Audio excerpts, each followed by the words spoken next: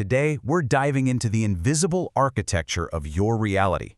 And believe it or not, it's built with something you use every single day: words. But what if those words aren't just describing your world, but are actually creating it? So let me just start with this question. What if the very words you use to make sense of everything around you are actually, and unknowingly, building the walls of your own prison? A prison that limits what you can truly see, what you can feel, and what you can experience. You know, it all begins with this really deep, fundamental human instinct. It's this almost compulsive need we have to put a name, a label, on absolutely everything we encounter. Okay, so why do we do this? What's the point? Well, labeling is basically a mental shortcut. I mean, think about it. When we're faced with this complex, kind of chaotic reality, just slapping a label on something makes it feel manageable. It's a tool for processing information fast, and it gives us this, well, illusion of control and safety. Think of a label as a trigger, right? It takes this huge, messy, whole reality and connects it to a simple, pre-programmed response in our brain. You label a project at work impossible, and you've already given up. You label an idea weird, and you might just dismiss it without a second thought. It's a super efficient survival mechanism. But this efficiency comes at a really steep price. The philosopher Soren Kierkegaard, he just nailed this cost perfectly. He said, "When you label me, you deny me." And in that moment, the label replaces the person. You take their infinite complexity, their wholeness, and you shrink it down to a single flat definition. And right there, that's where a useful tool starts to become a cage.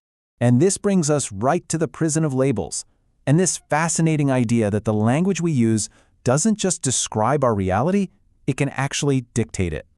Now, this isn't just some philosophical musings. There's a real psychological theory for this. It's called the linguistic relativity hypothesis. And the core idea is pretty wild. It suggests that the words we have available to us literally determine what we can even see in the first place. Our language isn't just a reflection of the world, it's the filter that shapes it. And check this out. This study just brilliantly illustrates the point. Cognitive psychologist Lera Boroditsky found that because the Russian language has two totally distinct words for light blue, goluboy, and dark blue, siny, Russian speakers can physically tell the difference between those shades faster than English speakers can. Their language literally gives them a perceptual advantage. The label changes what they see. And this effect, it just scales up dramatically. There was this classic study at Princeton where they showed two groups of video of the exact same girl. One group saw her in what looked like a low-income neighborhood, the other in a middle-class one. And even though her performance was identical in both videos, people consistently rated the middle-class girl as having higher academic ability. A single label activated this whole cascade of unconscious biases. So here's the crucial point, and this is where it gets really serious. This can become a self-fulfilling prophecy. Studies have shown that when teachers are told that certain students are gifted, they treat them differently. And guess what? Those students actually end up performing better. Our labels don't just describe reality. Our belief in them can actively create it. As the amazing writer Toni Morrison so powerfully stated, the definitions belong to the definers, not the defined. And what that really means is that every label we use is like a mirror. It says so much more about our own mental limits, our own need for simple categories, and our biases than it does about the actual person or thing being labeled. Okay, so if our words are busy creating these prisons, how in the world do we find a way out? Well, this brings us to the wisdom of silence and learning to look beyond the constant chatter of our own minds. And here's Kierkegaard again with another just profound insight. We often talk and label and define simply to avoid silence. But why? Because in that quiet, we might have to confront what he calls the emptiness, that humbling realization that our complex concepts are just that, concepts.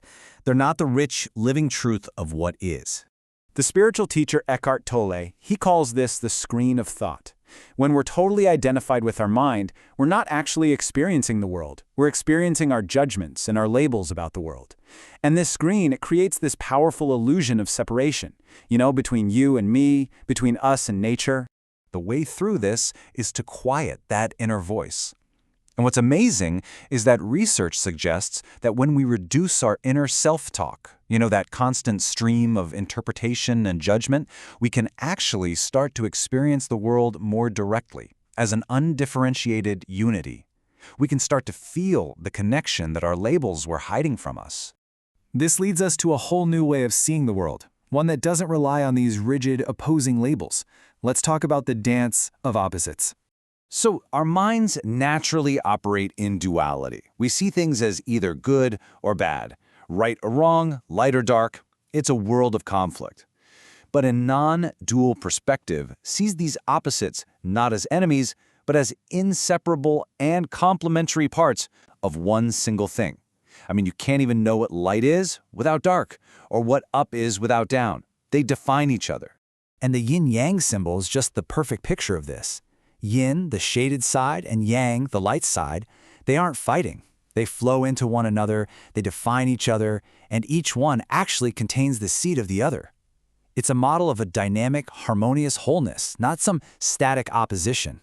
And here's a thought that'll bend your mind a little. Even our concept of oneness only makes sense because we have the concept of duality to compare it to. See? Both are just labels, provisional concepts pointing to a reality that's ultimately beyond any single idea our minds can grasp. So how do we actually apply all this? How do we start to see beyond the constant stream of names and forms that our minds are just producing all day long?